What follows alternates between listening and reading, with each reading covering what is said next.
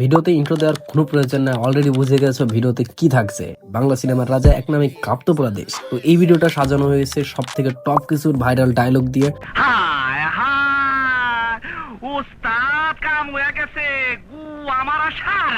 ওস্তাদ কাম হইয়া গেছে, এই ডায়লগটি কতটা জনপ্রিয়তা পেয়েছে সেটা টিকটক খুললেই বোঝা যায়। এই লাইনটাই বোঝা যায় খেলা এখন থেকেই শুরু। জনপ্রিয় এই ডায়লগটি ধর ছবি থেকে এসেছে, আর এই ছবিটি মুক্তি পায় 1999 সালে। আজ থেকে আরো 26 বছর আগে মুক্তি পাওয়া এই মুভিটির এখন পর্যন্ত জনপ্রিয়তার শীর্ষে রয়েছে। তোর এই হাতটা আমি কাইটা ফেলতাম, খুদার কসম আমি হাতটা কাইতে 1 মাস আমার পকেটের ভিতরে ভরে রাখতাম। এই ডায়লগটা আম্মাজান মুভির ডায়লগ। ভাই পুরো মুভি জুড়েই টুইস্ট রয়েছে, পুরো ডায়লগে ভরা, কিন্তু এত ডায়লগ একই ভিডিওতে দেওয়া সম্ভব না। বাদশার সামনে দুনিয়াতে আম্মাজান ছাড়া কোনো বড় জায়গা নাই। ওই কালাম বাদশার সামনে দুনিয়াতে আম্মাজান ছাড়া কোনো বড় জায়গা না। যাই হোক, এরপর রয়েছে স্যাড একটি ডায়লগ, যেটা সত্যি আমার খুবই খারাপ লাগছিল এই ডায়লগটা। কারণ মুভিটা আমি পুরো দেখার পরে এই ডায়লগটার জন্য আমি মোটেও প্রস্তুত ছিলাম না।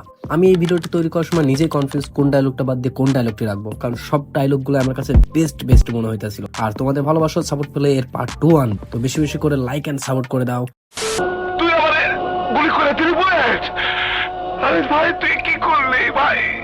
গুলি করবি তো আমারে কইতি, আমি তোর লিগে বুকটা পাইতা দিতাম। মান্না ও সাকিব অভিনীত চতুর্থ সিনেমা এটা, আর এই সিনেমাটার নাম হচ্ছে সিটি টেরর। আর এটা মুক্তি পায় 2005 সালে। আর এই ছবির পরে আর অল্প কিছু ছবি আমাদেরকে উপহার দিয়ে নাফরার দেশে চলে যান।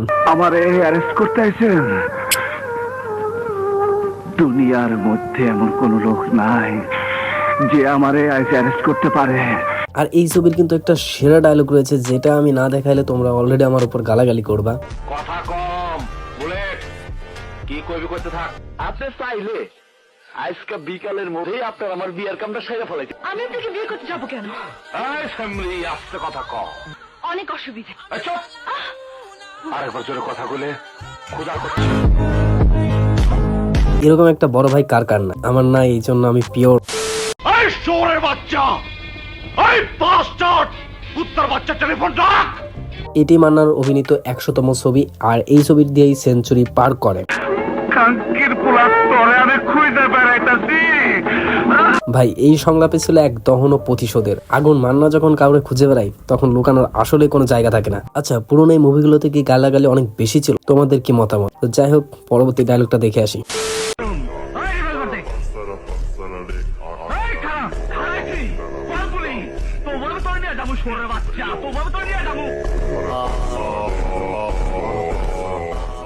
ভাই এই ডায়লগের সঙ্গে এডিটটা জাস্ট ওয়াও। এই এডিটটা কে করছে আমি জানি না, তবে তাকে স্পেশালি ধন্যবাদ যদি এই ভিডিওটা দেখে থাকো, কারণ তোমার এডিটটা আসলে ওয়াও ছিল।